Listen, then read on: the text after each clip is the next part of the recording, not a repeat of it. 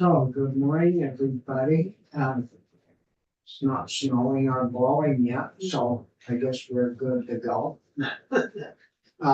It's Wednesday morning, April 3rd, and we have Nova here and local foods, and so welcome to the committee.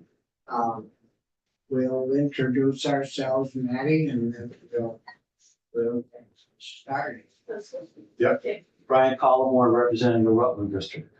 Irene Runner to the North including Fairfax. Morning, Brian Cambion, Bennington County. And Rich Westman is from Memorial. I don't know where Rich is, he'll be on. He spends a lot of time working on something. He has human services, involved in it. So he spends quite a lot of time getting that under control, so he can report back to the approach. Anyways, I'm Bobby Starr from Orleans County, so welcome, and we'll get started. Yeah, would you please? Excellent. Well, thank you so much, Senator Starr and the committee for having us today. For the record, I'm Maddie Kemper, Policy Director at NOFA Vermont.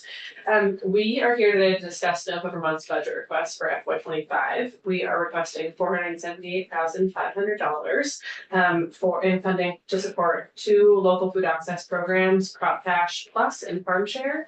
I've mentioned these programs to you very briefly in committee in the past. But they are really, really meaningful in supporting food security in our communities and also supporting farm viability. So we also want to highlight that this request is a component of the recently released Food Security Roadmap to 2035, which I know you've heard some testimony about. And it's an important step that the legislature can take this year to keep us on the road to food security in Vermont. We're excited and grateful to share that the House budget does include $450,000 in one-time funding to support our request.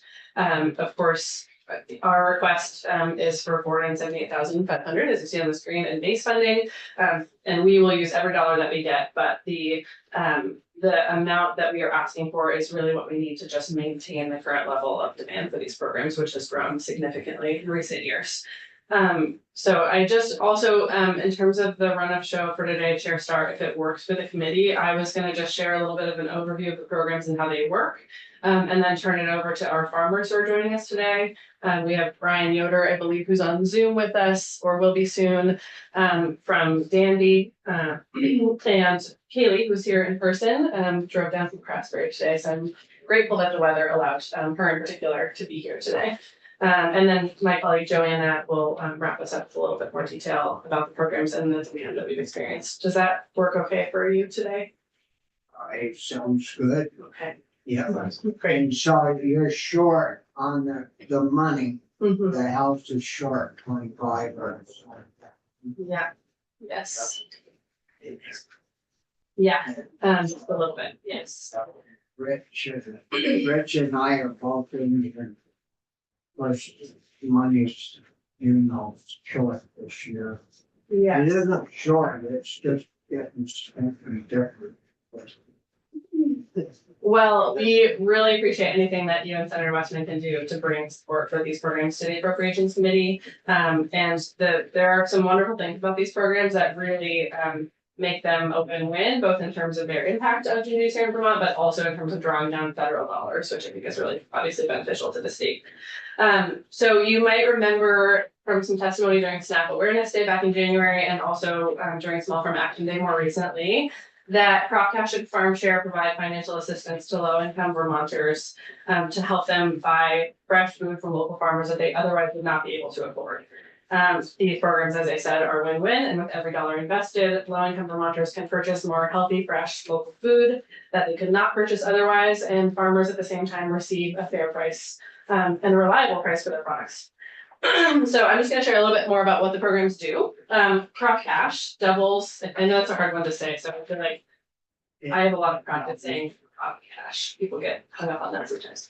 It doubles Three Squares Vermont, which is the Vermont term for SNAP, the Supplemental Nutrition Assistance Program. It doubles those benefits dollar for dollar on fruit and vegetables specifically, purchased at about 40 Vermont farmers markets. So when a SNAP customer uses their food benefits at a participating market, they can get a matching dollar amount of Crop Cash coupons to use for fruit, vegetables, herbs, plant starts, and seeds at the market. So by spending $1 of their food benefits, they get $2 to spend on local food. And this program is federally funded, but there is a local match required to draw down those federal funds. So for each $100,000 in federal funding, NOPA Vermont needs to provide $60,000 in local match. That's federally funded. Yes, the $100,000 that we get in federal funding, it comes with that 60% local match. So that's in part with this appropriation and support. You're listening, Rich? I'm listening. We like that. When We like matches. when we get match money because it makes ours go further. And so Absolutely. that's good. It too, and we've been participating in this program for a long time, and Joanna can tell you more about that. But if we don't secure the match via state funding, we will actually have to reduce the drawdown of federal funding that we can receive. And we'll have to drop our own capacity to administer the program, which is, as we said, quite popular. So Crop Cash Plus was, that's separate from the original Crop Cash program, was a 2023 pilot funded by a one-time state appropriation in the FY23 budget.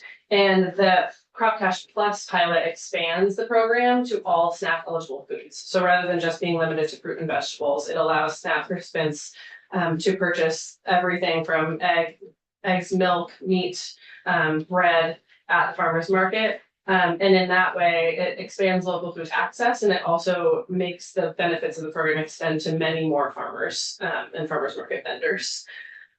So with the addition of the Crop Cash Plus pilot, when a SNAP recipient brings that $1 in their SNAP benefits to the market, they actually get an additional $3 to spend on local food. So that really expands, again, the impact of those federal dollars. This program was so popular during our pilot season that we actually expended what we were projecting to be 12 months of funding in just 5 months. Is there a limit on the federal money on that? There is, unfortunately, the federal funds only will support the original Crop Cash funding that allows SNAP benefits to be used on fruit and vegetables. So the state funding is particularly important to the Crop Cash Plus program that expands it to all SNAP eligible foods. And so our requested appropriation includes at least $160,000 of state dollars for the continuation of that Crop Cash Plus program, which otherwise will not be able to continue. And then lastly, Farm Share is a program that provides subsidized CSA shares for limited income Vermonters. And that program's been around for about 30 years. And it's grown from serving a dozen families and 3 farms in 1995 to over 500 families and 60 farms in 2023. So its impact has grown quite a lot over the years. And that program, the Farm Share program, pays for 25 to 75% of the cost of a CSA share. And the 2023 summer season had a record of 530 households apply, and we were only able to fund 70% of those. And Joanna will share more about this too, but applications for that program are up 260% since 2019. So you probably have heard about, unfortunately, the vast increase in food insecurity in the state, and the demand for these programs definitely reflects that. So our requested appropriation will allocate $150,000 toward that discounted CSA share program. And the other important thing is we do a lot of philanthropic fundraising for these programs, but we know that those philanthropic dollars are not enough to sustain this increased demand. And so this funding will help us keep up with projected demand for 2025. Excuse me, and that we project to be able to fund up to 100,000 households in the year. So as you will hear more about, these programs are not only critical to food security, but provide meaningful sources of revenue for Vermont farmers. And I think you all are aware, because of the important work you've done in this committee, that farm viability is more than economics. Farmers are integral to their communities, to the health of the land, and to our collective food security. Excuse me. So by directly connecting limited income Vermonters with their farmers, these programs really actively work to strengthen community investment in both viable farms and food security. That's all for me. Unless you have any particular questions for me, I'm happy to turn it over to Ryan. So is like the 150 was in last year's allotment? There was 200,000 in FY 23 for the crop cash plus pilot. And what about farm share? We have not, I don't believe, received state funding for farm share that I'm aware of, although Joanna might be able to answer that. If it's okay for me to respond, we used some of the $200,000 allotment from FY 23 to support the farm share program, but the vast majority of it went to the crop cash plus program. Right, thank you, Mr. Chair. So do all three of those run simultaneously, sort of on different tracks, if you will? They do, they each run throughout the year on different timelines. So the crop cash program is specifically at farmers markets. Okay. But there are increasing numbers, as you might know, of farmers that operate also in the winter. Yep. So there's opportunities for these programs to be used throughout the year more and more. And similarly with farm share, there are increasing numbers of farmers who are able to provide, year-round shares to their customers. And that program can be used in any season that a farmer wants to operate it, is my understanding. So the requested 478,000 would fund all three? Yes, Okay. yes, absolutely. Other questions, Rick? So, what would be helpful to me is where exactly in the budgets are these? The line items is, farm share, in DCF. It sounds like, crop cash, would be be appropriated to DCF, but where was the line item appropriated last time? Second, you said there is, you raise private monies. In the situation we're in where there's no money in the appropriations committee for almost anything.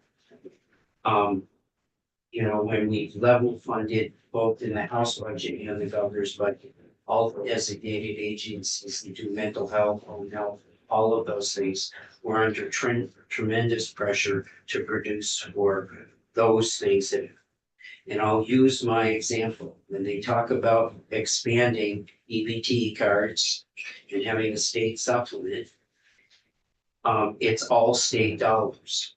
When I give money, or we appropriate money for Meals on Wheels in my county, with the private money that they raise and the donated hours that people that drive the meals out, I'm able to produce a meal for $4.50.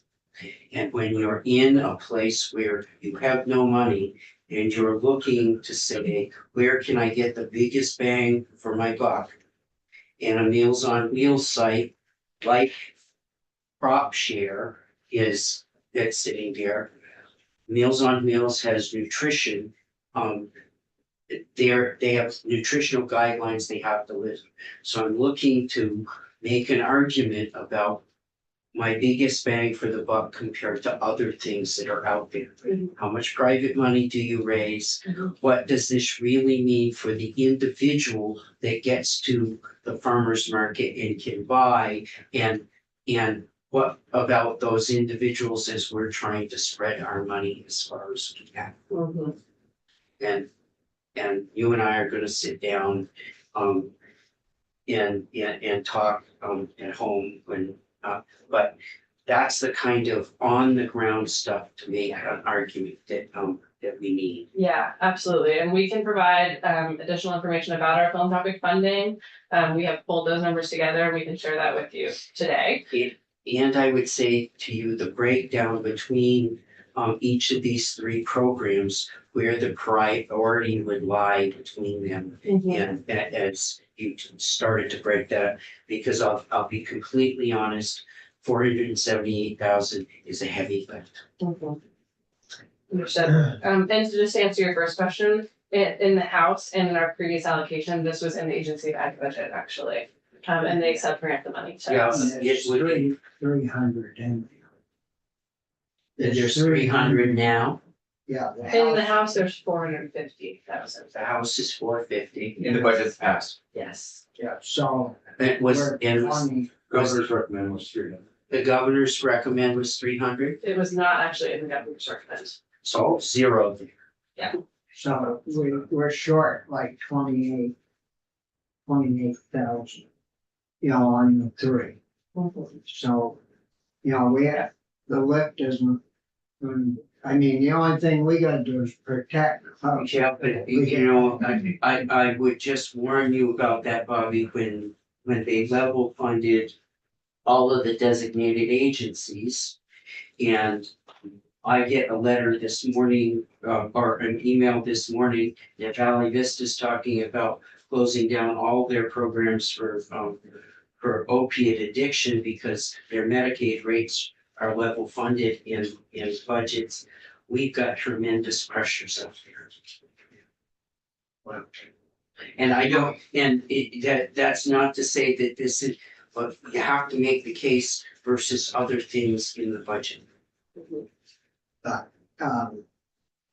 Brian, you had, No, I was just curious if, and it's been answered that the 400,000 was in the House budget. Did the governor give it a recommend? 0. Zero, okay, We were told they didn't get any one-time monies in that agency budget okay. in the governor's It recommend. was that's one-time money, 450. Yes. Yeah. Okay.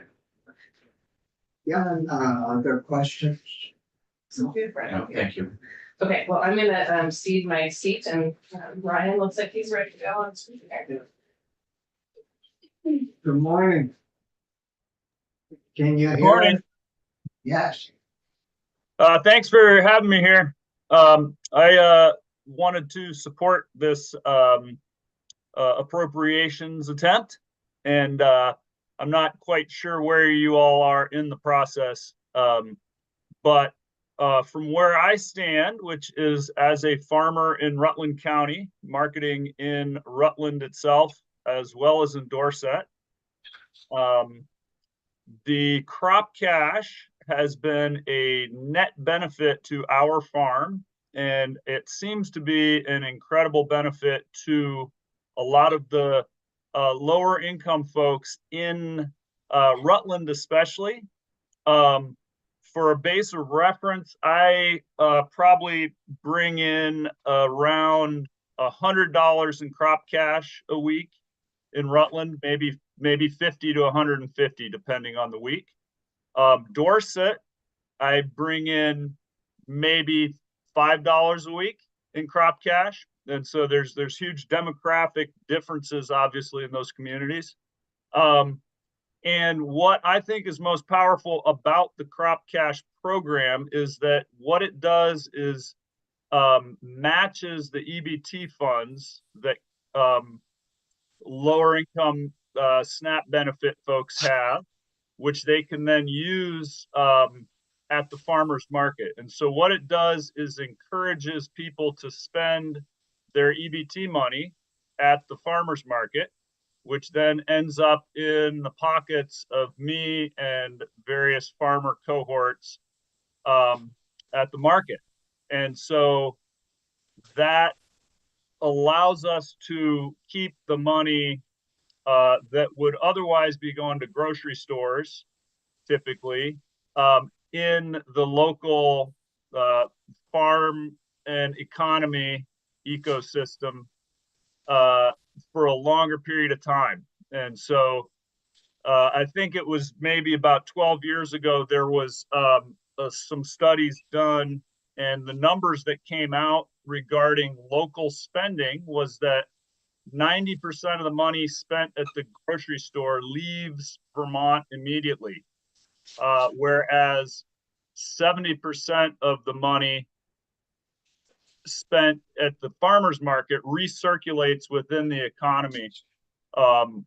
And to me, that makes quite an excellent economic argument for why something like crop cash is a benefit for our local economy, definitely for farmers who are doing direct market and retail sales at farmers markets.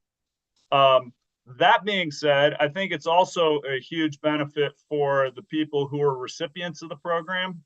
They are able to make purchases that they might not otherwise think they can afford, and also get to participate in some of the local food economy that is by and large far cleaner, healthier food supply than what's available at the grocery store.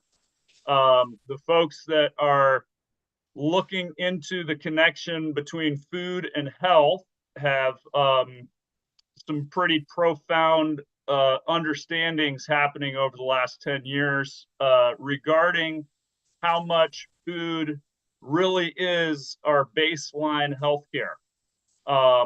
And not, I would argue, not just for our health as people, but also ecological health and the integrity of our working landscapes and our rural economy.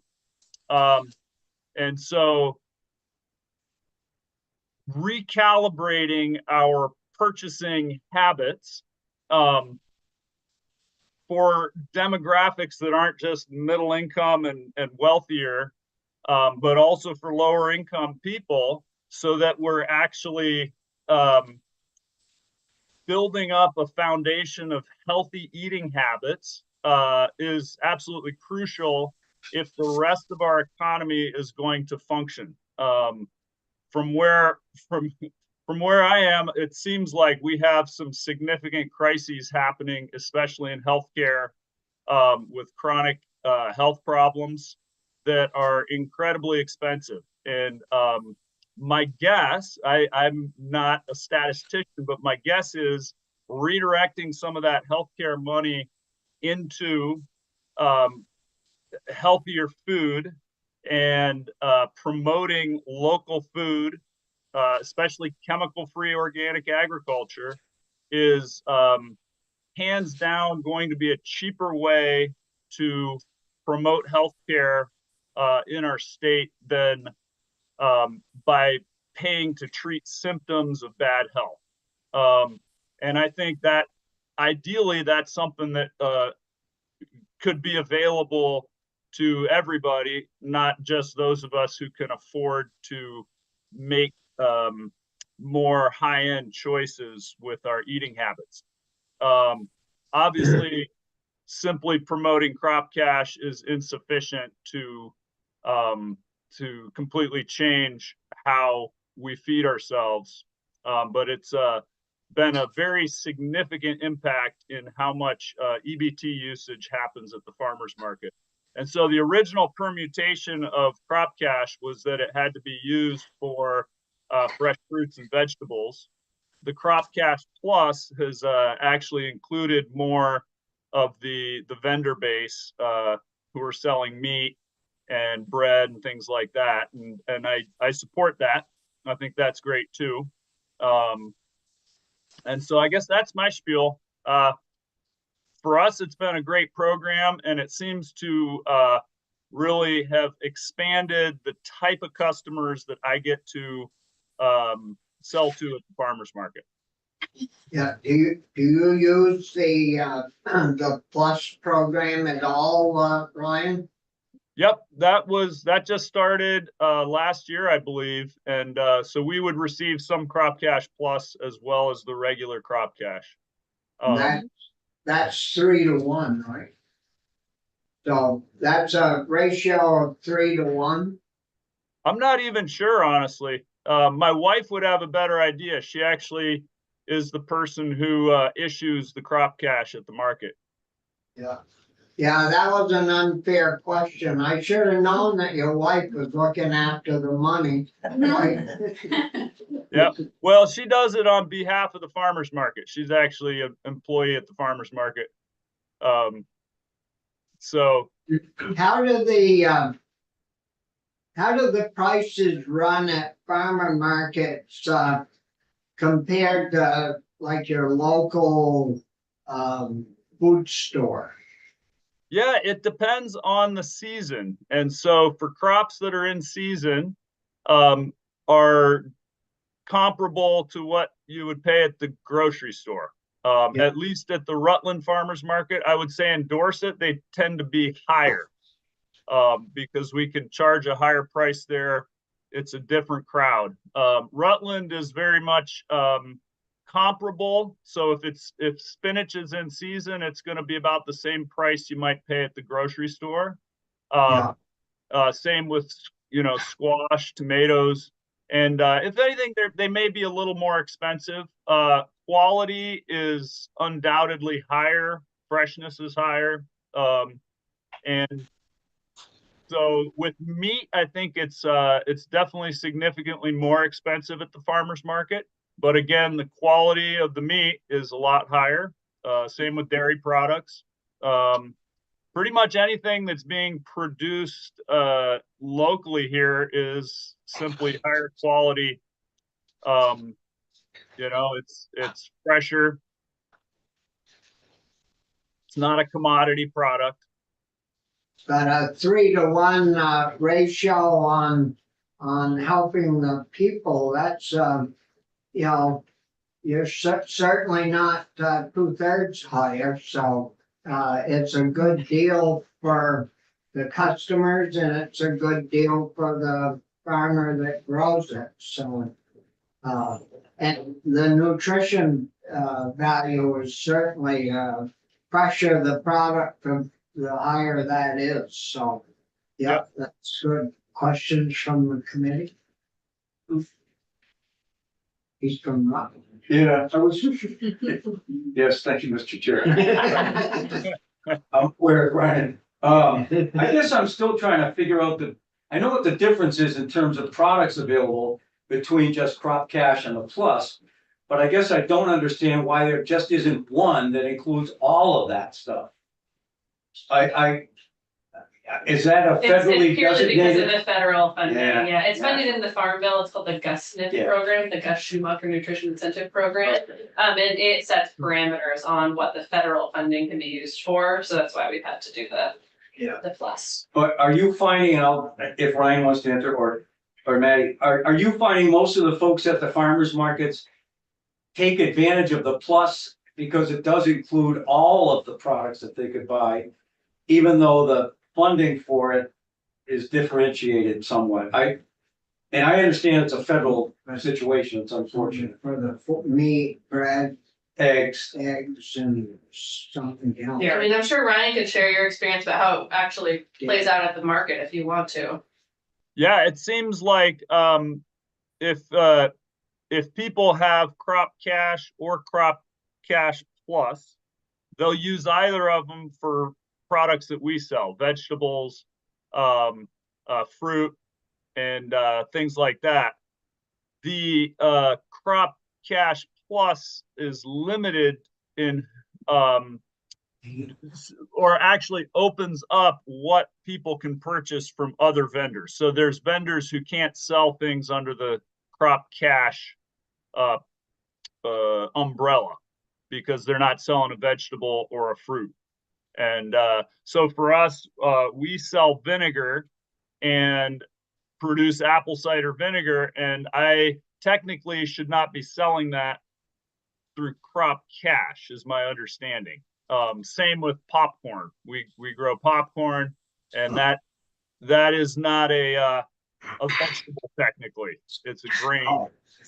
And so there's things like that need to be differentiated, and so it makes it simpler when it's Crop Cash Plus, for me at least. For other vendors, it just opens up the opportunity for them to actually benefit from the Crop Cash. But either way, by having the Crop Cash or Crop Cash Plus matching funds, it incentivizes people to spend their EBT money at the farmers market because they know that they can double their money or maybe it's triple. I didn't realize that, but that's an excellent incentive, and it brings people out. And so the actual EBT tokens can get spent, I think, with any vendor that's selling food. So even if so they could maybe spend those tokens over here and then bring their crop cash over to a vegetable farm and spend them there. So from what I've seen, it's really boosted the diversity, I guess, of who's shopping at the farmers market. And so there's and an awful lot of people qualify for EBT benefits. It's not, you're not gonna know who it is out of a crowd that has those benefits. And a lot of the elderly will get a lot of older folks in, and a lot of parents with kids. I'd say that's probably the two main demographics I see spending crop cash. Well, it's a pretty good deal for the shopper, and it's a good deal for the farmer. So, there isn't too many stores you can go to and buy food where it's a good deal for everybody. Especially nowadays, the way prices have gone up. Yeah. Other questions for Ryan? No.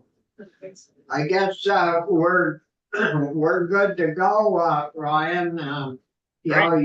You stay on, listen, or whatever. We got another 10 minutes. Okay. Thanks for your time and your thoughts. Appreciate it. You bet. Thank you. Yeah. So, Joanna. Oh, Kaylee was gonna join that. Yeah. All right. Hello, everyone. Just stuck over there. Oh, good start. Hi, That's everybody. kind of tight under there. Yeah, it does. And if you drop it down, then we're looking down. Oh, good morning. Morning. Hi, everyone. Thank you so much for the opportunity to speak today. My name's Kaylee Boyle, and I'm here as the co-owner of Red Seed Farm in Craftsbury, Vermont, in Orleans County.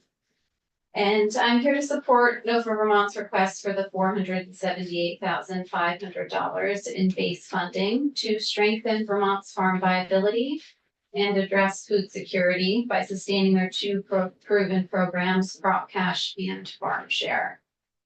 Just to reiterate what Maddie said, Crop Cash doubles 3 Squares Vermont SNAP benefits dollar for dollar for fruits and vegetables purchased at Vermont farmers markets. And the Farm Share program has subsidized CSA shares for limited income Vermonters for the past 30 years. The Farm Share program pays for 25 to 75% of the CSA cost. So my farm in Craftsbury has benefited greatly from both of these programs. So Red Seed Farm is in its 4th year of production, and we are a 1-acre no-till farm growing vegetables, flowers, and herbs for direct markets in northern Vermont. We currently vend full-time at the Montpelier, Stowe, and Waitsfield markets, along with offering a community-supported agriculture CSA share closer to home in Craftsbury, Greensboro, and Hardwick. You So I want- cover all those? We do. Yes, yeah, Hardwick's a new pickup location for us this year. So I really wanted to come and testify today because I wanted to just convey how important both Crop Cash and the Farm Share program has been for our small businesses' viability. Really, without these programs, we could not have found the success so quickly we have at the markets we attend or have the number of CSA signups each season. And these are both two hugely important revenue streams for our very small business. More importantly, Crop Cash and the Farm Share program have allowed us to reach the limited income members of our community who might not otherwise have been able to access our food. So it's really important to us, myself and my business partner, that our organic produce is accessible for everyone in the community. We both came from growing on a very community-oriented farm that donated a lot of the produce, and it's these programs that take the burden off the for-profit farm and really provide a mutually beneficial solution to both the farmer and the community member. So some numbers, in 2023, 20% of our sales at the Capital City Farmers Market were through crop cash purchases. So this represents a $400 extra boost a week for us. And it was really with this money alone, we were able to take on a part-time employee. So it just translated really beautifully to, yeah, huge success for us this past year. At the Waitsfield Farmers Market, we saw really widespread use of the PEBT program, the pandemic EBT, because we have a lot of customers with young kids in school. And yeah, the farm share program, which has to do with the CSAs, that was able to fund 15% of our shares the past 3 years we've offered CSA pickups. So this really allowed us to reach up to 4 other community members who otherwise might not have been able to access that food. So especially with the farm share program, CSAs are a really big cost up front for people who are buying in the CSA. The idea being that you're really supporting the farmer during a very lean time of the year, early in the spring, you're buying in that program early, so it's a lot of money up front. So having that to be able to advertise to the community that we can offer subsidized shares, I feel like was a huge benefit and huge, Do you deliver those or do they still pick up? We do both, yep. So we have pickups on our farm, and then we have 2 pickup locations, one in Greensboro and one in Hardwick for people to pick up their shares. So yeah, it was really through the extra income brought in from these programs that we've really been able to reinvest our money into our business, increase staffing, and just really continue to improve our system so we can just continue to grow the highest quality vegetables for our customers. Just on a personal note, I did grow up in the Northeast Kingdom in Danville, and I'd say I never would have thought when I was 18 years old that I would be back here growing vegetables. I left, didn't want to live in a rural area, moved to the Boston area, and I think it was there that I really started to realize all of the things I missed about Vermont and how special the Vermont landscape and how special Vermont agriculture was to me growing up. You know, I didn't grow up on a farm, but I grew up surrounded by a big garden and with a lot of people who did make their living off the land. And, you know, it was there in the Boston area that I started to actually find my way into agriculture and worked through farm-based education and worked in food access on a nonprofit farm that donated all of the food to hunger relief organizations. And it was there I met my partner Doug, and it's where we really started dreaming of having our own farm. And, you know, we both knew that moving back to Vermont, being closer to my family and really being part of this really vibrant working landscape was going to be important to us. So in 2020, we purchased our land in Craftsbury. So it was a really big leap to start a business, and I think we both had a lot of trepidation around starting a farm business. I feel like the narrative is really that it's hard to make a living doing this. So I do really think that in the past 3 years, we've established ourselves as a market garden, attending full-time markets, you know, 24 weeks of the year. And it's really been through NOFA Vermont's food access programs that add that extra weekly income that have allowed us to be successful. And I really think that these programs are what allow farm businesses to thrive in the state. And, you know, agriculture is really the heart of our communities here. So that's why I think we need to continue to fund these food access programs. Just to wrap up, as a business owner, I really do think the most rewarding part of my job is connecting and feeding my community. And it's with the availability of crop cash and the farm share program, my farm, along with so many farms that benefit across the state, can continue to help Vermonters feeding Vermonters. So that is why I support NOFA Vermont's request for the $478,500 in the state budget for these food access programs. Thank you very much. Yeah, well, thank you for good presentation Mm. and all the hard work you do. Questions for you? Also, Sounds great. so you must keep pretty busy if you cover 4 farmer markets. We have 3, yes, Waitsfield, Stowe, and Montpelier, so the capital city market, really 3 of the biggest markets, Yeah. busiest markets in the state, so. You know, those markets are seeing, tens of thousands of Yeah, people. we had a little problem with the capital city market a few weeks ago, but I think Yeah, I think things are, you're back are on resolved. track. I know, we were grateful that you were able to figure out us being at 8th Street again. Yeah, that's a wonderful location. So being up at the Fine Arts College worked great last year too. Yeah, Good, we could be nimble. it's kind of out of the way though, isn't it? I think that's what we're saying, it's not as accessible. Yeah.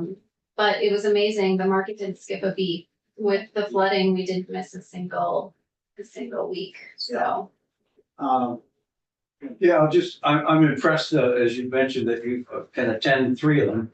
Is it because they're on different days? I mean, how do you just organize yourself to be able to do that? Yeah, we each, so myself, my partner and our employee each take our own market. So Ah, we have Okay, 2 Saturday markets and 1 Sunday market. But it's really just been, it's honestly hard to think about maybe never having our weekends again in the summer, but yeah, the markets are so vibrant and, you know, we've created such a great community of regular customers now, and I feel like that's expanded because of the Crop Cash program. We've really had these regular customers that we feel like a responsibility in some way too now to be there and to provide, you know, the veggies that we have for them week to week, so. And now you said you have 1 acre, but you also glean other acreage or you We don't, yeah, we do everything on 1 acre. 1 acre? We do this very specific style of market gardening that's very intensive, small scale growing. So it's kind of based on the French market garden style of growing. So we turn crops over, you know, very often. We don't grow a lot of the bigger storage crops. We really focus a lot on fresher crops like greens and radishes and things like that. So we grow over 50 varieties of vegetables. So It's amazing, you know, you think of, I mean, we talk with a lot of dairy guys mhm. and they got hundreds of acres. I mean, when you think about the amount of food that Mhm. you must grow for human consumption on 1 acre, Mhm. it's amazing. Yeah, and Yeah, I am very proud of that, I think. yeah, that's Yeah. pretty good. Irene? Thank you, Mr. Chair. I'm curious, you said 3 years on Yes. this market? How has the mix of what you offer changed? Because sometimes I go to farmers markets and I see somebody with tons of squash, I'm like, they're never gonna sell it, they're gonna take it all home. Have you needed to adapt what you offer over 3 years, or did you nail it the first year and you're like, okay, if we just bring 5 bunches of parsley and 10 bunches of cilantro, like, how do you, I'm just curious, Yeah, as no, some of these run small businesses. Yeah, it's a good question. I think that we have adjusted slightly over the years, and I think we've really honed in on the fact that we are more of that fresh greens stand. You know, we like kind of working in tandem with what the other, you know, the Montpelier market has 10 other vegetable vendors. So we are thinking that some of those other bigger growers are gonna provide some of that storage, winter squash, potatoes, onions, where we can really supplement, you know, having a variety of cut greens, so arugula, lettuces. And I feel like we've kind of filled that niche in the market in some ways. So, yeah, yes, Other questions? Thank you. thank you so Thank much. you, and thanks for coming down. Yeah, of course, Appreciate it. pleasure. So now we might be a little short on time. Do we have a few minutes for Joanna to? Sure. You got it. Do you want to run slides? Sure.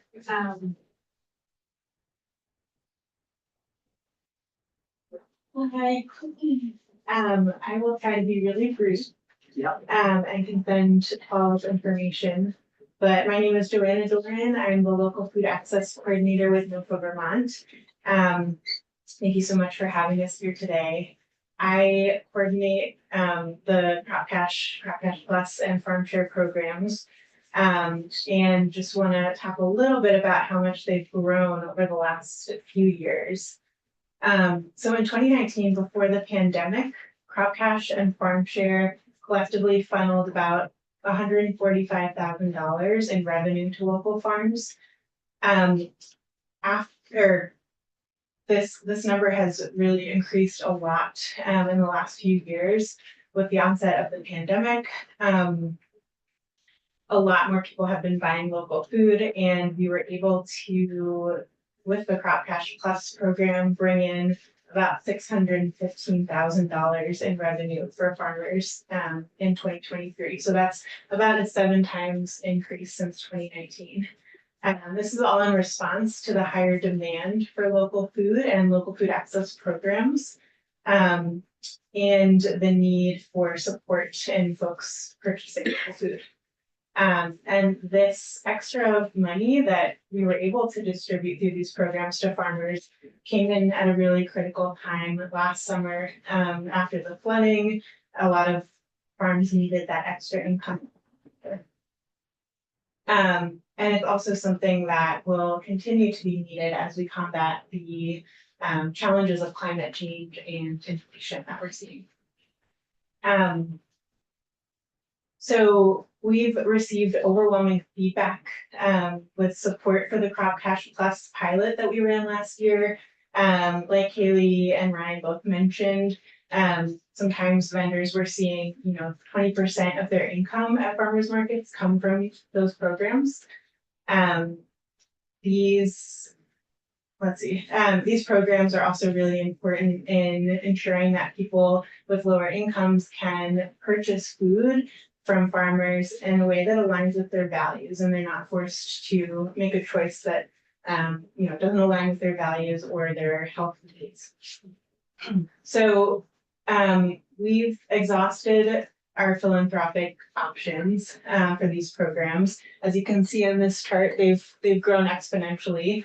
Last year we had to waitlist about 30% of our farm share applicants, because even with being able to offer support to more people than ever, we had an extremely high number of applicants.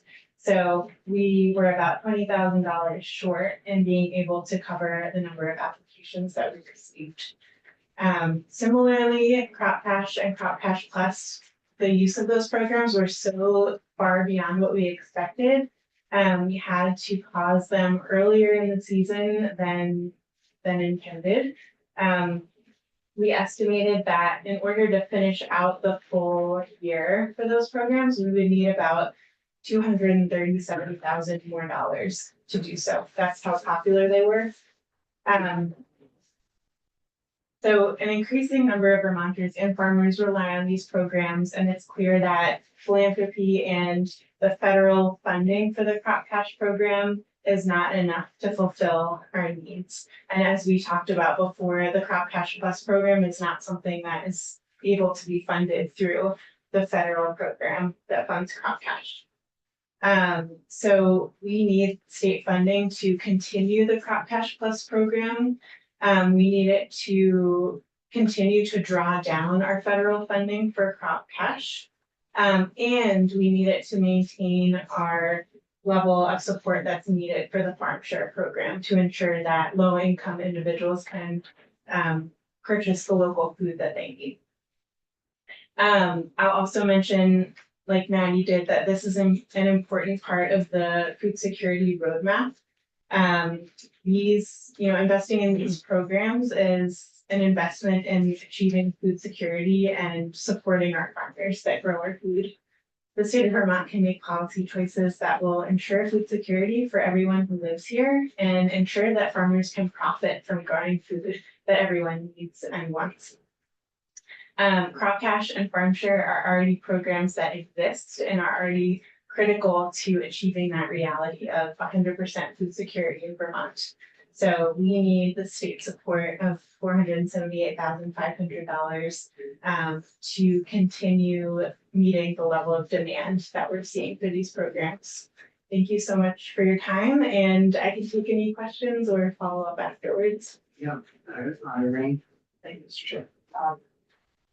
What are you doing, on the congressional front to get more money out of the Fed? So NOFA is part of a coalition of organizations in Vermont that has come up with a few priority recommendations to change Farm Bill programs.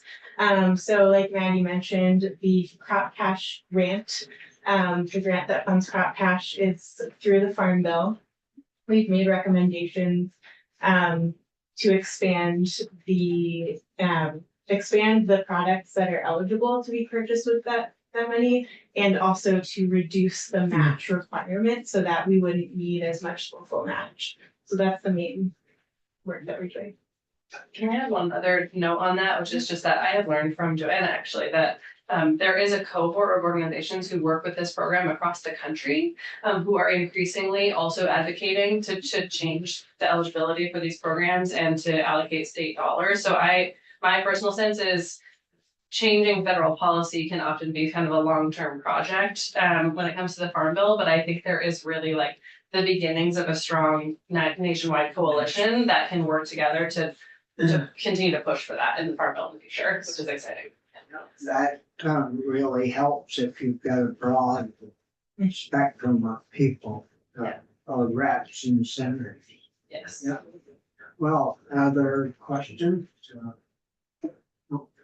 Well, thank you very much, and thanks for all Thank you you're doing. for receiving. Thank you for having us, for your good questions. So,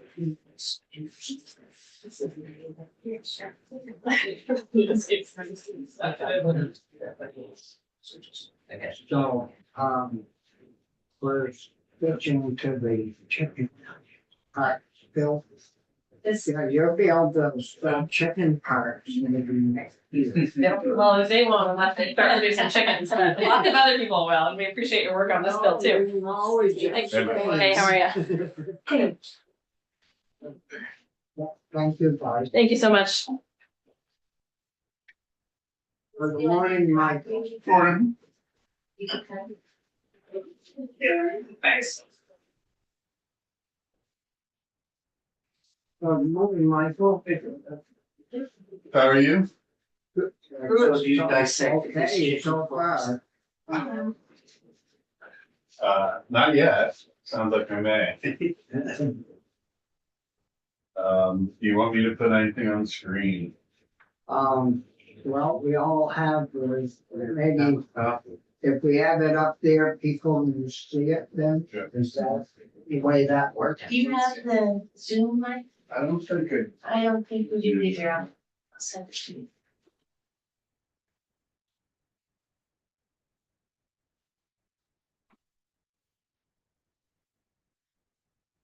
So we've got some new language, I believe. No, I don't have new language. Or you don't have it. Same old language? It's the same old language. Great, Oh, It right. was passed by the House. excellent. I thought we were, So I had some discussions over the past couple of, basically 24 hours. And I just want to clarify with you what you want to do. So it's my understanding from a conversation with the chair this morning that on page 3, you're gonna leave the 20 bird exemption alone, except you're not going to allow them to sell parts. They will still need to sell whole birds. from, From 5. from 0, actually. Well, if they're gonna be trying to do the 20,000 bird exemption, then they have to be selling whole birds. Yeah. And then for the 5,000 bird exemption, which starts on page 1 and goes on to page 2, you're gonna leave that alone. Is that good number. Yes. Yeah. And are you gonna make any other changes to that? Well, they can sell cars, They can sell, right, up to 5,000. right, Right, that, okay. that was. good. And so the 1,000 bird exemption on page 1 would remain the same as well, and they could sell parts as well. Yeah. So the only change that you're making to 8603 is on page 3, line 11. You're going to revert back to the as full birds language there and not strike that out. That is the only change. So that allows people to, again, do this with whole birds up to 20,000. Up to 20,000. Now, the significant part of the 20,000 bird exemption is at the bottom of page 3, line 20. Yeah. The sanitary standards that you have to meet to qualify for the 20,000 is effectively the sanitary standards you need to meet if you are an inspected establishment. So it's a long list. And one of the key parts of the requirements is you have to have standard operating procedures about how everything that you are doing, every sanitary practice that you are doing is being met, and you have to record that information on a daily basis. So that the 20,000 bird exemption is something that I think very few people will do, and if they're gonna do it, they probably might as well just become an inspected site. So regardless of whether they're whole birds or not, right? So Right. my question is, as of right now, in our testimony, I don't think we have anybody that's above 5,000 birds. No. So this will allow everybody that's here now up to 5,000 to sell birds in herds at the farmers.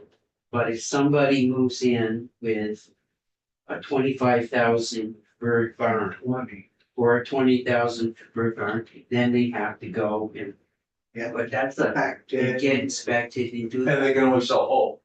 And they can only, well, but if they get If licensed, they get inspected and they're in what's called an official establishment and they're inspected, they can process into parts and they can sell interstate. That's the big That, benefit of being inspected. but they would more than likely at that point be federally inspected. Or state, because the state runs a. Or state, Right. but they would go through the tougher process. But right now, we have at least a handful that are below 5,000 that are already doing that with less than 5,000. That's except that they have to sell right now the whole bird. Yeah. And so what you're allowing is the processing of the part. Oh, I didn't, so even if you're federally inspected now Oh, or no. state inspected, No, so remember, the 1,000, 5,000, and 20,000 are all exceptions from inspection. I'm just saying, we do have 2 or 3, the guy in Richmond Yeah, and that are inspected, that are under 5,000, and they've been able to sell parts because they're they're inspected, federally inspected. right? But we would only be treating somebody at 20,000 the same way they're being treated. Well, they are if right now under the 20,000 exception, they are effectively treated the same as the people that are 5,000 and are inspected. The only difference is an inspector doesn't come in to the plant at the 20,000 bird plant every time they slaughter. At the place where they are inspected, they have to be there every time they slaughter and process. Oh, so if you're the guy in Richmond, he has to be inspected every single time. Every time there's slaughter. Right? If Okay. This might actually, by going from whole birds to parts, which is allowed under the feds, it is an allowable action. If he's not selling interstate, he might have an incentive to move away from inspection. Because if he's allowed to process, sell the parts with the exemption, he's not selling interstate. I don't see incentive for him to be inspected. So, so do we, to make this work, do we need to change that language up to 5,000? I think you only need the change to achieve what you want to do, which is to leave the 1,000 bird and 5,000 bird exceptions as they are, except to allow them to process parts and sell parts. Yeah. You leave it as H603 past the house. Yeah. But if you want to limit the 20,000 bird exception and keep it at the whole bird level, you need to strike out, you need to change what the House did under the 20,000 bird exception, where they allow that 20,000 bird farm to sell parts.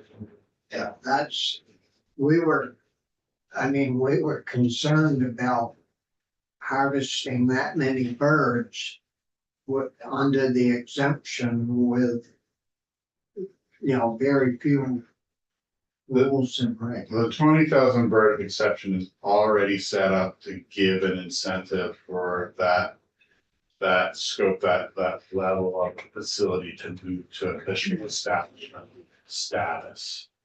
Because of the concerns about that level of production. Because every cut is an opportunity for contamination and adulteration. I agree. Thank you, Mr. Chair. So if I heard you correctly, Michael, this line 20 on page 3 is much more stringent than what the 1 in the 5,000 bird. That won't be. Yes, it is so there, I have a side by side of the two different standards. Okay. And so this is the federal standards. It's 11 pages long. Okay, so if that is the case, if there are that many more standards, the minute someone moves to 20,000 birds, I'm fine with them still parting them, because it looks like anybody who's gonna move to that quantity is gonna have to do all those extra things in order to part birds. So I'm okay with leaving that as the house passed it. I mean, that's it's policy. If you want to incent that level to go to official establishment inspection level, having a whole bird standard is going to incent them to go to official establishment so they can be processed. That they can process the See, but I thought what we talked about earlier was once somebody does double their harvest right now, I think we heard the largest was like 2,500 birds a year. So once they double that, then we put the 5,000 limit there. They'd have to come back to the committee and prove that or show that there has been no contamination and, their facilities are well kept. But once they get to that 5,000, they'd have to come back to advance that, say, to 7,500 or to 10,000. But if they want to go over 5,000, just like even one bird over 5,000, they're going to need to meet those federal sanitary performance standards that are on page 3, line 20. So do we need to do anything? But that's a policy decision. I do think of limiting the 20,000 to whole birds is an incentive for that type of establishment to go to inspection level. that's a policy decision. It's not mandated anywhere that they have to have whole birds. But federal, let's just say, the agency always wants to maintain equal to status. Yeah. You would not jeopardize equal to status if you allow processing of birds up to the 20,000 bird level. Because of what's on line 20. That would kick in after 5. So the line 20 is actually a state standard. The feds don't even require that level of compliance for the 20,000 bird exemption. Vermont has put it in there because the agency is always concerned about protecting the Vermont brand and providing a product that's unadulterated. When they did it in 27, when you did it in 2017, General Assembly, you required the compliance with those standards. Those are the standards for official establishments under the USDA rules, and official establishments are inspected establishments. So they don't need to be inspected, but if the Agency of Ag comes to do a facility inspection, that facility has to meet all the sanitary performance standards of an official establishment. And so it is an incentive to go to not have to be inspected every time you slaughter. You don't have to wait for the inspector to show up. Everybody's paying the inspector.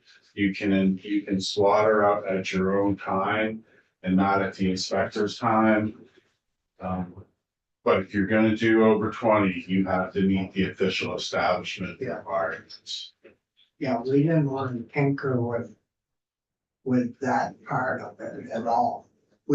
I thought we wanted to make sure that once a person went over, like doubled what they're doing right now, with no inspection, which would be 5,000. Then, that's a lot of birds. That's 100 a week. And that's quite a lot of slaughter. And that they'd have to meet more criteria.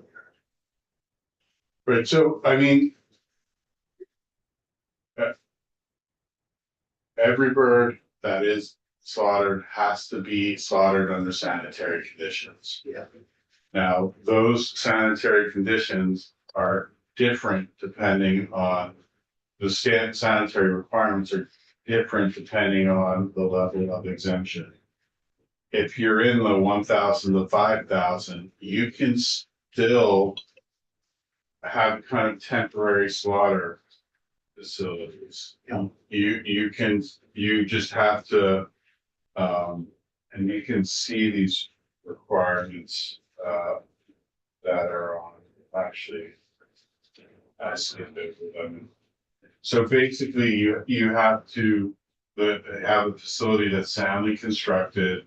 You have to have rooms that basically are separated, so you can do the pre-slaughter processing, the slaughter and post-slaughter processing. Yeah, all food contact surfaces are cleaned and sanitized. There has to be pest control. And then you have to have, if you have human waste being treated, you have to have a septic system. And then for any wastewater, there has to be a wastewater system. And there has to be a suitable supply of potable water. And then your utensils and your receptacles and the clothing that the person is wearing have to be clean. That's it. You don't have to have this floors made out of, the white wall. You don't need to have a pest management plan. You don't need to have a ventilation system. You don't need to have an ice system. You don't need to have dressing rooms and laboratories. It's really what you put in for the 5,000 bird exception, is it workable sanitary standards? Yeah. Versus what you would require for the 20,000 bird, which is really official establishment level.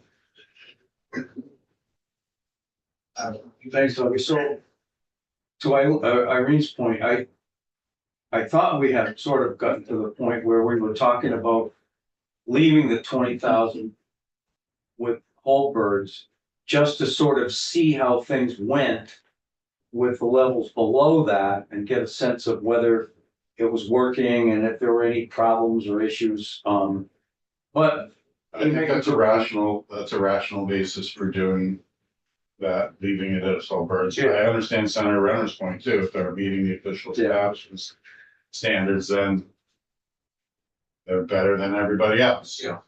The other issue, though, that did come up, and I think we were the ones that came up with it, was the site visit from the agency and whether that should somehow be incorporated into this. I got an email, I think the chair did too, from Carolyn Gordon about that. That if we were gonna make it kind of a mandatory situation with the agency coming in, that we at least take some of the sting out of it, if you will, and make sure it's pretty obvious that we don't want an inspection to happen. What we want is for the agency to come in and help folks with suggestions about how they can get to the next level. See, they aren't anticipating doing that. And if we put that in, then the agency's gonna, oh, we're way too busy. We can't handle any more work and try to blow the whole thing up. Okay. I mean, you know how agencies just are. They're maxed out for work already. Well, we might, come in and say we need 20 people. Oh, yeah. Okay, so, And $1 million Yeah. to pay them. But they'll so, still visit you if you wanted to visit. You could. No, I understand that, Right, you and- can ask for a visit, Yeah. it's not requiring it. so maybe we just leave that out of this whole thing and not worry about getting visited. So they have access at any time Yeah, that's to normal business. the inspection. But their concern is they don't know when slaughter occurs. So how do you do inspection if you don't know when slaughter is? Yeah. And they did come in and support what we had. Yeah, no, they did. So, And I like that the health department has not said one thing bad about this bill. no, It seems to just have green light after green light after green light. And it's our policy decision whether to go all the way to the 20,000 or open it up a little bit and see how things go. And then because we don't have anybody doing 20,000 birds right now, so it's sort of a moot point in a way. Although to your point, Michael, it does incentivize people maybe to make that next leap. we've had a couple start like this. That's right. Get way up high, but, and if they did jump up, then they'll have to go according to that language on line 20. Right. They would run into some new regulations, so. I guess I can go either way on that. Yep. So, Irene, Thank you, Mr. Chair. So at the risk of beating a dead horse, Michael, do you have a sense of whether what's on line 20 differs greatly from an inspected station? Those are the sanitary. Those are the same as an inspected. For an official establishment under USDA. Okay, so if someone goes to 5,001 birds, they would have to agree, they would have to meet those standards that are the inspection standards But without being inspected. they still will not have to have the inspector there for the actual act of slaughter. That's helpful, thank you. so, any other concerns? So are we happy the way it is then? I'm happy with what the house did, just for one thing, because it just gets the bill done. Yeah, fine, good. Yeah. And Bill. Yeah. Guys, The only reason I'm gonna vote no is because I'm gonna be a no unless Colin Moore does this on the floor. well, I was gonna suggest that the other way. You're the, You're he's the the, chicken. forget it. farmer. he's the expert. I'm not the expert by any stretch. I could do it, but I was gonna do the pollinator, so, you know. Can I suggest, A. Brian do it? You draw lots. Forget it. Actually, this could be a good one for the chair. You can tag team it. You can both do Well, it. He's the- pretty easy one, actually. Yes. Well, you think so, but yeah. Except I'm not here for the next 2 You weeks. are the Oh, chicken farmer. Forget it. Did you sit calling So I your guess, chicken report? We'll leave it the same. Yeah, Yeah, they did good work. I mean, maybe we're picking it apart too much. Well, so I guess we don't need any changes. And I just voted favor, but Yeah. Oh, wait, I need piece of paper printer. Are we gonna vote on it today? Like, oh, oh, it looks like it's, what do you think? I think we'll do it, yeah, tomorrow and then be on notice. Okay. Yeah, yeah, we make it some more feedback. I mean. yeah, and then we'll see if we do. That'd be great. Yeah, so put that on for schedule for tomorrow. Anything else from Michael? We're good. Just our undying We're good. Yeah. have a good one. I'll see you later. Thank you. Appreciate it. Yeah, we'll take our